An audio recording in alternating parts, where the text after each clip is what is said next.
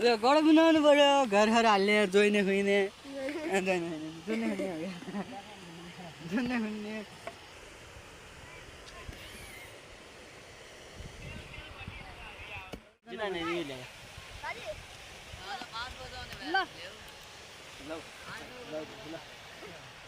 दर्शक पनि पटक पटक उहाँ घोके खाइरहनुहुन्छ। कहिले भात कहिले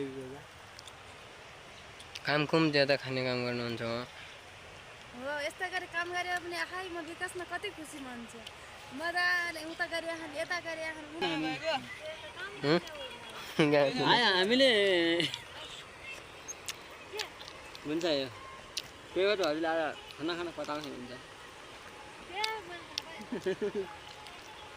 तिमीहरु यही भन्छ त अनि तिमीहरु राम्रो कुरा हो।